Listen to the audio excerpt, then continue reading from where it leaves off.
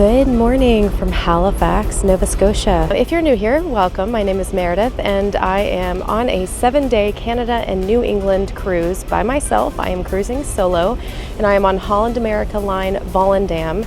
This is their oldest and smallest ship in the fleet. Today is day 6 officially of this cruise.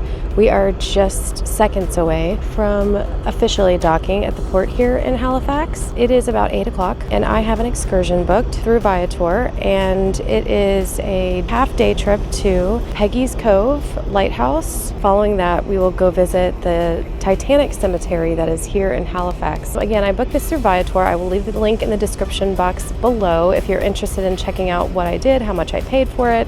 I will put all that information down there as well as up on the screen here to just give you the basic information about this tour. So far this trip we have been precisely on time. I am just out here on the back pool deck.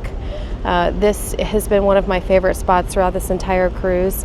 It is called the Seaview pool, which is a very apt and appropriate name because you really do get a great view out from this back area. It's quite industrial for the most part where we are actually docked, but there's plenty to see around the ship. So I'm going to go make my way to the front, or at least to the midship area on the port side of the ship, and see what I can see from there. And then I'm going to head down and get ready to go.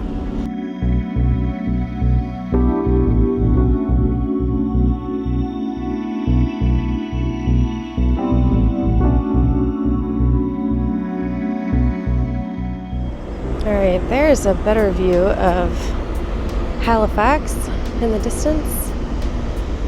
Looks like it's much more built up than the port or the area that we were in yesterday, Sydney.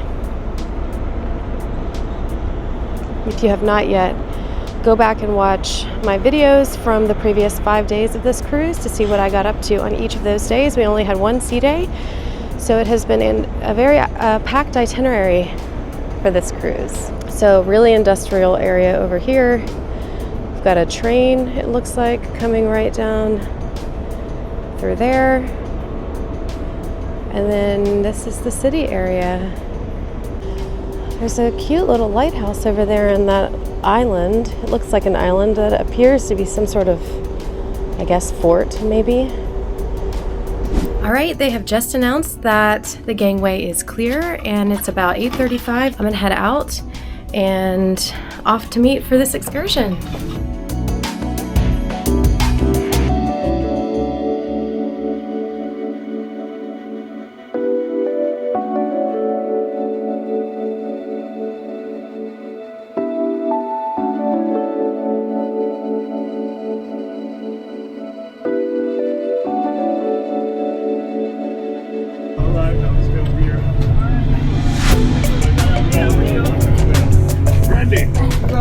If you were in a war town, that's the reason why Halifax was established way back in 1749. It was established as a war town. Well, this whole place here, this whole city was formed on the basis of one thing, and that's protecting the 13 colonies.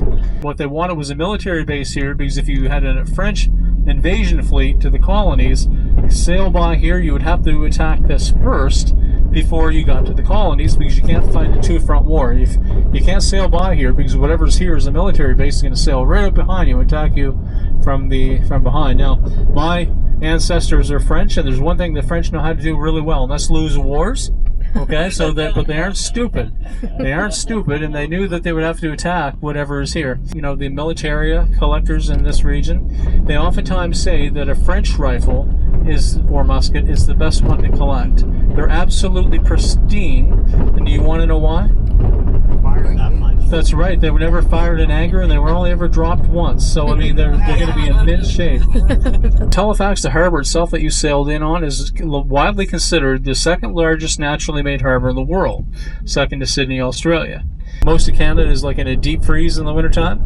Around here we have a very mild climate, fairly temperate because we're next to the ocean. Either way, these families, they came to this region and they discovered something that the indigenous population had known for 4,000 to 5,000 years. It was a pretty darn good place to fish. So they went into the magistrate's office in Halifax, went into the local system there, the government, and they had asked if there had been any land rights given to that particular area, and they found out that there had been. So these 6 founding families took possession of this land out here, and they grew this little village up to a height of about 250 people over time. So as the region became more settled, and there was other areas that people came into, and more job opportunities opened elsewhere, the population of this place called Peggy's Cove, it had actually dwindled over time, and it's down to about 35 people to where it is today. If you stand up here at the top of Peggy's Cove and you look to your left and you look to your right, it's miles of this kind of coastline. But here's the little village down here, folks. You can come down and take some great pictures of the area. Take notice, you might see some seals in here. All right, guys, we have reached Peggy's Cove. It was about an hour drive, so not as far as they said on the excursion details. And I am starting out by walking down to the lighthouse. And I'm going to see that first, and then you can explore around the whole town. It's very cute back here. Lots of rocks, lots of areas to walk around and explore. And I might even do a lobster roll because I've never had one. And this is the place to do it. So let me show you what I'm looking at here.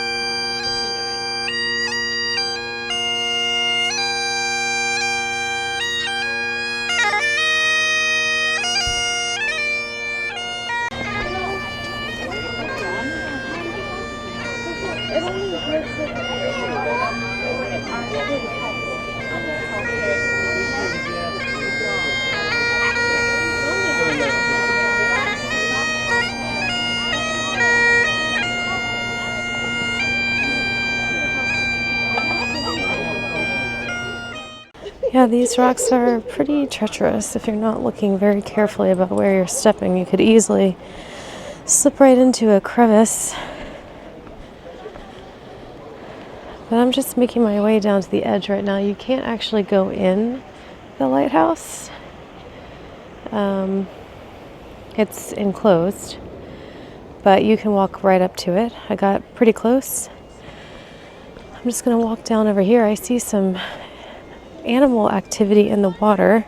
They might be seals. Oh, this is beautiful.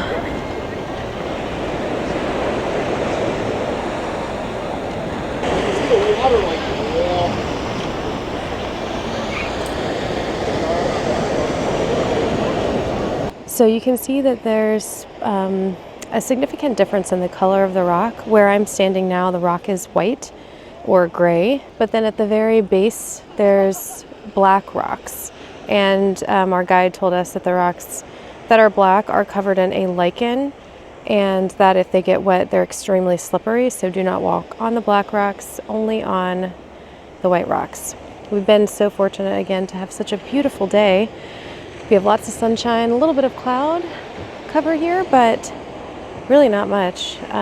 It's cool, a little bit cooler here than it was at the port. It's very comfortable, very enjoyable. I'm just exploring around here. You cannot get all the way up to the lighthouse, but I just see a couple of little heads poking out over there in the water, and I guess maybe they're ducks or could be seals, I guess. Hard to tell. They're a little too far away for me to see. Their little heads are just bobbing up out of the water. They're really small. I don't know what they are. Alright, I am right up here next to the lighthouse. Looks like the door right there.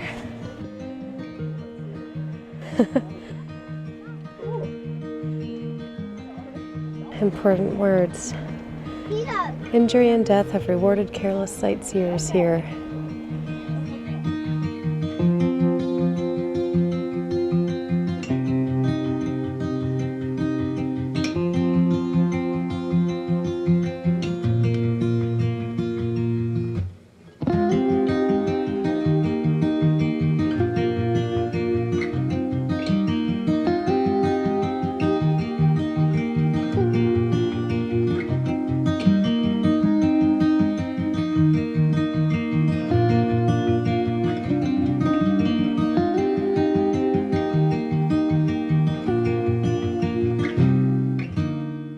We only have an hour here, so I'm gonna actually go down and do a little bit of exploring in the town because there's so much to see, and I have seen the lighthouse now, so there's a lot more to explore. Okay, this looks like a little visitor center area.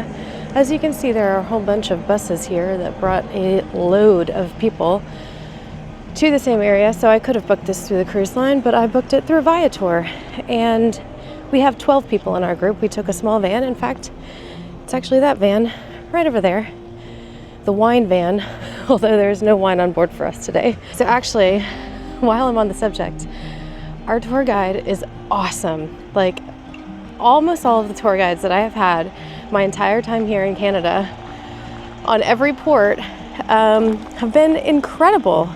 Like, so personable, so knowledgeable, absolutely full of information. And this guy is hilarious. He just talked the whole time, but he had so much interesting stuff to say. Very engaging, very personable, funny stories, tons of history and information about Halifax. And I've learned a lot, although it's hard to keep it all in my brain for this trip. I'm gonna have to do some extra research when I get home, when I'm putting these videos together, because my brain cannot hold it all. But I have loved today so far. The ride over was just fantastic with all the information that was being shared. All right, so I'm over here in this little area, right down from the visitor center where I just was. And we've got Amos Pewter, a shop that makes things out of pewter. And look at this little fishing like village area over here. Now this place here is called the Lobster Shack. Tom's Lobster Shack, if I'm reading that correctly. And our tour guide said this is the best place to go to get a lobster roll because you get the best portion size for the best price. So if I do go get any lobster, I might try to go there. So I think I'm gonna loop my way around here.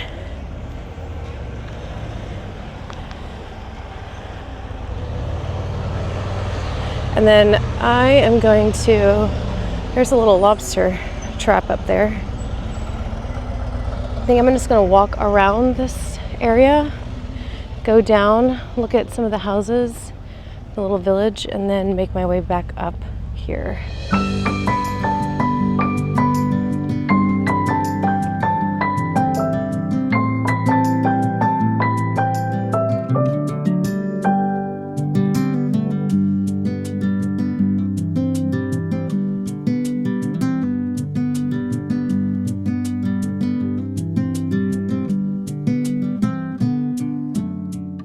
Alright, I just headed down to the little pier here where they do boat tours. Unfortunately, I don't have enough time here today to do any boat tours, but you could do a 20-minute one. They'll take you around on the water, which is so calm and peaceful. I was hoping to see some seals down here. They said sometimes they come up on the docks.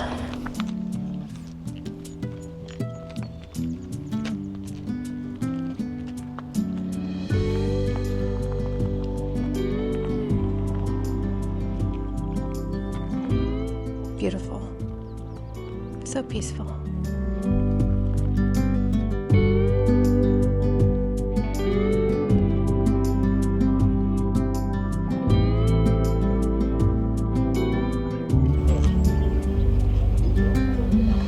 Just look at that idyllic view from here.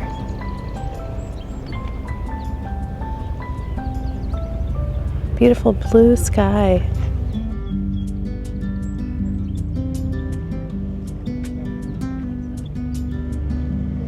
You can see the lobster traps over there.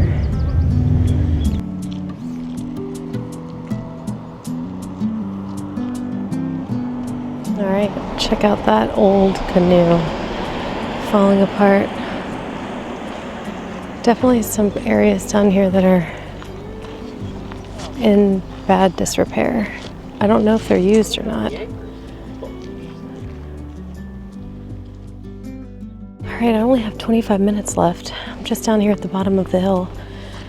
Just doing a little bit more walking, maybe 10 more minutes up here, and then I'll head back. Time is going by too quickly. I really don't want to leave this place. I feel like I could spend all day here exploring. 1 hour definitely does not feel like enough, if you ask me.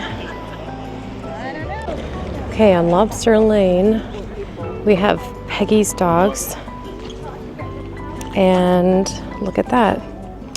They have a veggie hot dog and seagull screamer. Love that. This is tempting. I could go for a veggie hot dog right now. So I see this sign, but I have absolutely no idea where. Oh, I see. You need to go down Lobster Lane, I guess, to get to the hot dog place.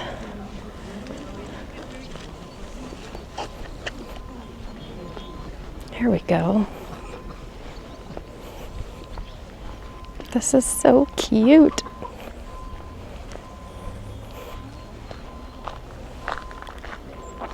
Oh, look at this view from here. Alright, so I totally caved and got a veggie hot dog, and it looks so good, and the girl was so nice working at the little stand. We chatted for a while, but I'm gonna eat this, and I have like 5 minutes to get back to the bus, so rushing. Alright, I'm trying to finish this ginger ale before I have to go back on the bus. It was included in the price of the hot dog, by the way. Okay, I have 5 minutes to make it back to the bus, and then we are off to our next stop, which is the Titanic Cemetery, which our guide did say was a tourist trap, but I'm going to enjoy it anyway. It's not money we get to keep, unfortunately. Whew. You guys, $28 for a lobster roll. So I wasn't gonna have done that anyway.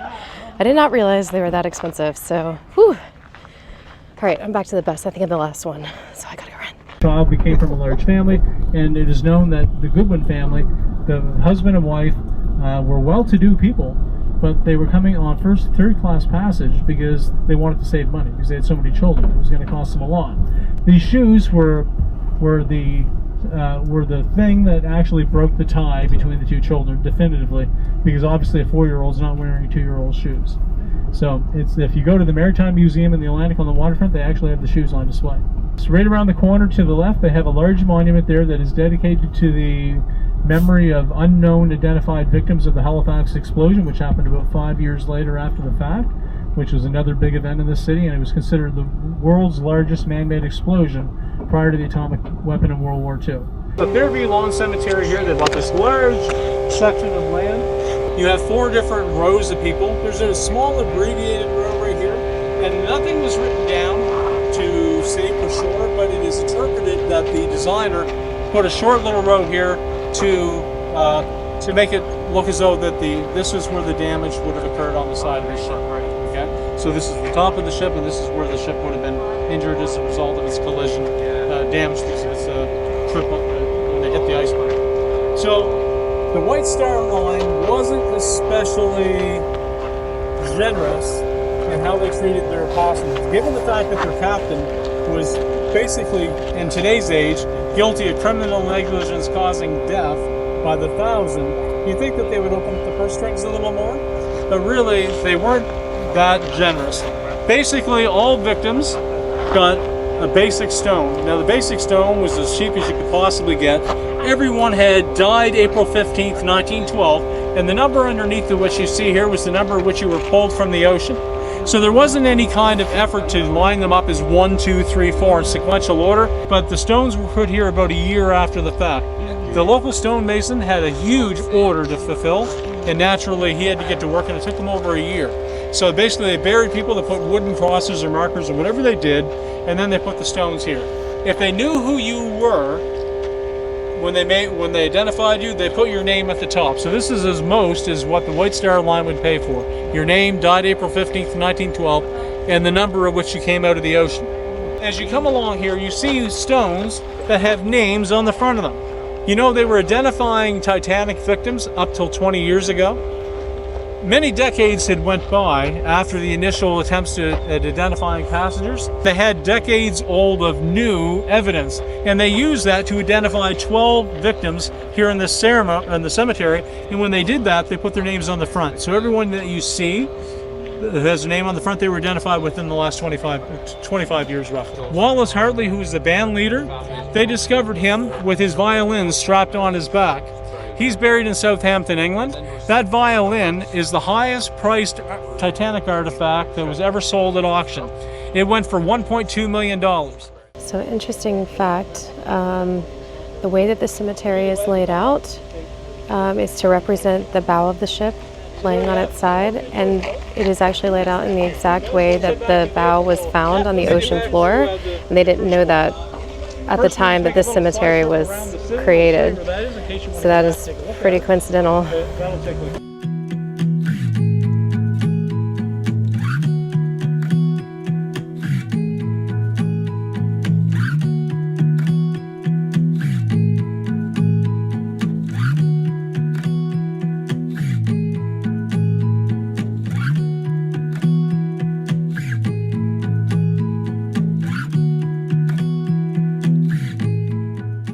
Alright guys, we just got back to the port and our guide told us to walk down to the waterfront this way.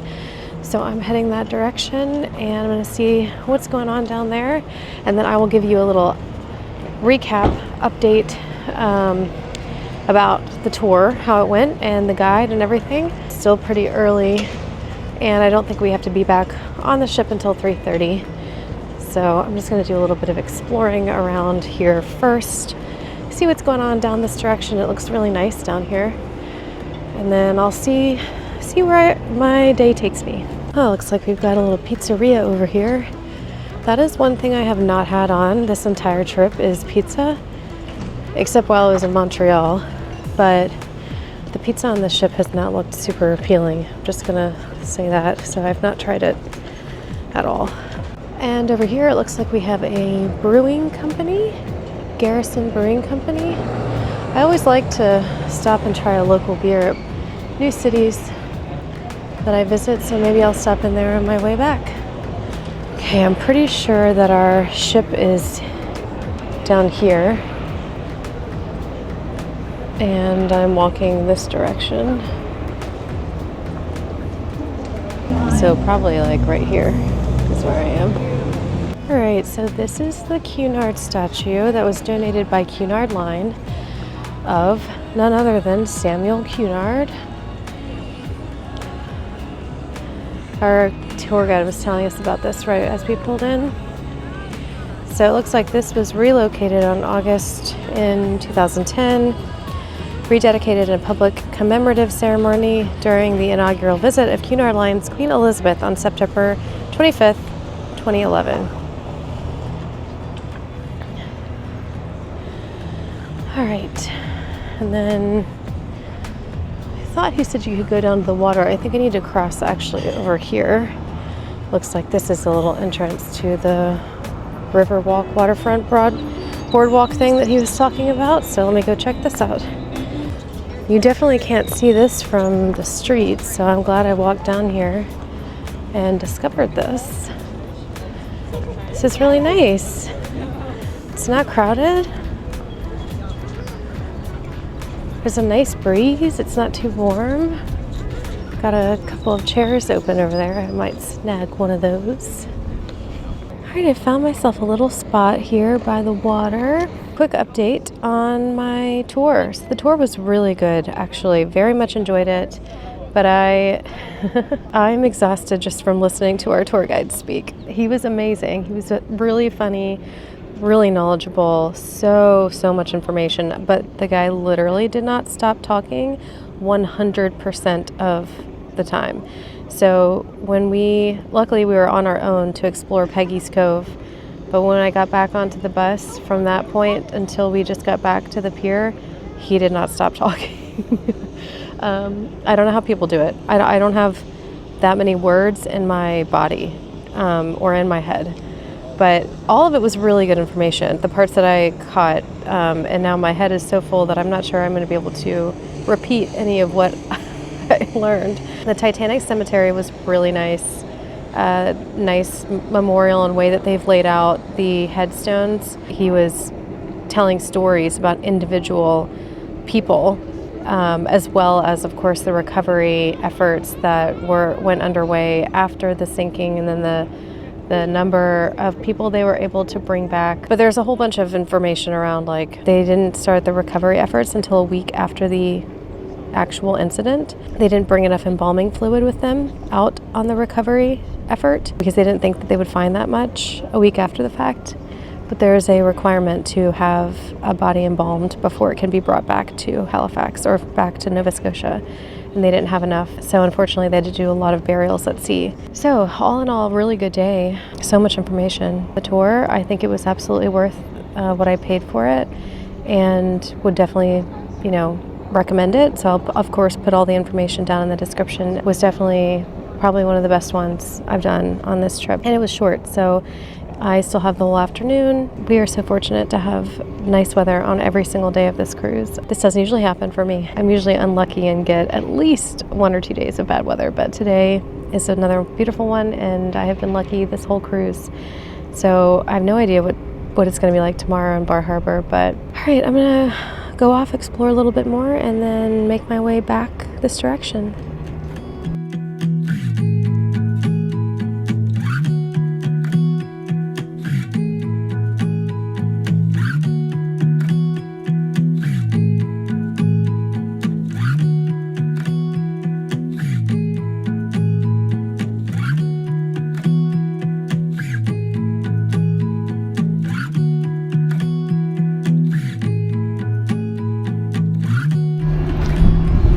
Cute name, the Bicycle Thief.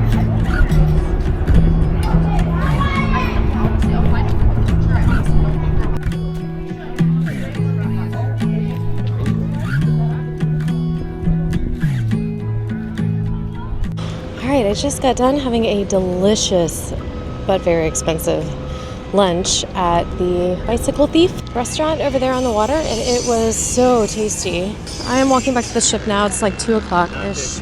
Alright, back to the ship I go. I don't know what this is. Ooh, potable water. Interesting.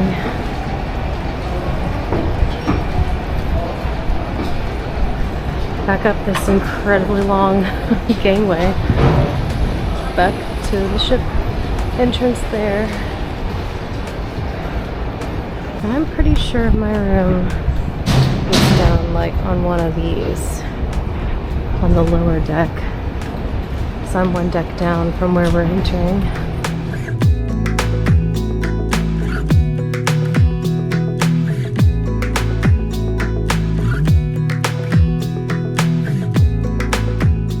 Alright guys, so I booked an excursion for Bar Harbor, Maine tomorrow. I'm actually seeing puffins and lighthouses. Yes, I am doing another lighthouse excursion. I don't know what I was thinking. I want to see puffins though, and I didn't see anything else on here that includes puffins. So lighthouses it is. Anyway, so this sticker I have to wear tomorrow because Bar Harbor, Maine is our first American port that we are returning to. It is required by law that we have to go through immigration. So we have to bring our passports and present ourselves in person to do a face-to-passport immigration inspection, 7:45 a.m. So will not be a morning I sleep in tomorrow. So the weather is beautiful outside. There's a breeze, but it's warm enough to sit and get some sun. And that is exactly what I'm going to do. If you don't follow me on Instagram, go check out my Instagram account. It is the same name, Mara Cruises Solo. And I post real-time updates about what I'm doing on my trips. So I post stories every day, so you can actually follow along with me real-time and see what cruise I'm on, what port I'm in that day, what I'm doing around the ship experience, ship life, things like that. So definitely go find me over there and give me a follow, because lots more happens there than what you see in these YouTube videos. Put my swimsuit on and head upstairs. I get on the ship and I'm burning up, like sweating hot. And then I come out here to this back pool. It's windy, it's cloudy, it's freezing, and people are wrapped in blankets. So I don't understand. It's so moody. Actually, that is one thing I really like that Holland does. They provide blankets out here. So not just regular towels, which the towels are really nice, soft and warm. They also actually have like blankets, warm, fuzzy wool blankets. Okay, I really tried. I tried to stay outside, thinking maybe it would warm up, but the second we sailed away, the wind got so intense and it was absolutely freezing outside. So I came inside and found a little spot here by the window in the sun, but inside where it's nice and warm. Oh, you guys, I just got back to my cabin and I have chocolates on a little towel animal, which I think is a stingray. But also, best thing ever, we get an hour back tonight. I am doing the bar crawl tonight. It's at 8:30, so I just have to be ready for that at 8:30. Should be a fun night. So I think I'm just gonna, clean up here and then get ready to head out. Good evening from me and my crazy hair. A little bit out of control. It needs to simmer down. Don't know why it's doing all that. So it's 7:15 now, and it is 4th of July. I don't know if I've mentioned that at any point in my videos today, but it's 4th of July today, and I did not bring any sort of 4th of July American themed clothes. However, I do have a red and blue top and some white pants, and that is what I've paired together for my outfit this evening. I'm not sure if this bar hop has anything to do with 4th of July, but that is what I'm gonna go do tonight at 8:30. In the meantime though, I'm not feeling the main dining room because I don't have enough hunger for all the food that comes with the main dining room eating. The dinner rolls always fill me up and I can't say no to them. But I think I might go to the Lido Market, aka the buffet. You guys, I totally screwed up. I just checked my phone and it notified me that I have a reservation tonight at Pinnacle Grill. What was I thinking? I completely forgot that I made that reservation tonight. That's in 9 minutes from now. So I guess I'm eating at Pinnacle Grill tonight. I hate when this happens. Okay, so they were able to move me to tomorrow night instead, luckily, because I don't think an hour is enough time to really enjoy that experience. The Pinnacle Grill is kind of like their steakhouse, but they have like other dishes on the menu, fish and chicken and things like that. So I'm gonna go tomorrow night instead at 8 o'clock. And tonight I am gonna, well, I was gonna go to the buffet, so maybe I'll make my way up there, even though I'm really not that hungry. They always give me peanuts when I order drinks, and then the peanuts fill me up.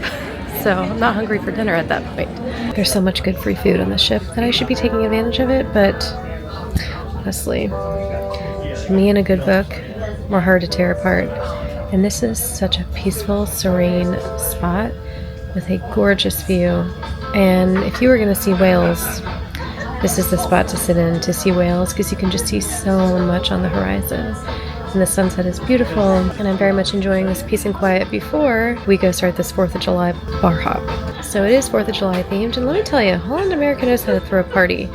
I did not expect that. They have this whole place up here decorated with American flag themed stuff for the 4th of July parties. Now, for everything else going on around the ship, pretty low key. They have the typical trivia, game shows, bingo, casino stuff going on. I haven't really done any of that because that's not really my thing. I do love trivia. I just don't do trivia by myself. But the bar hops, so much fun.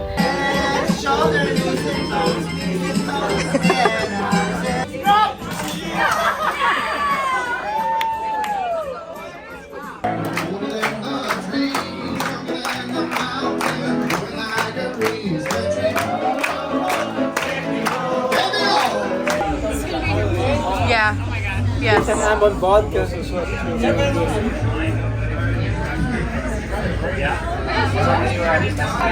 Yeah, so I completely missed the recording of them dropping the things in, but...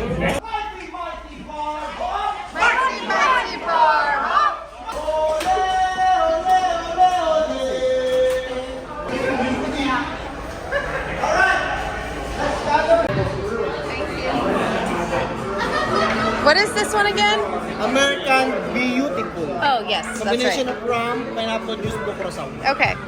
Rum, pineapple juice, and curacao.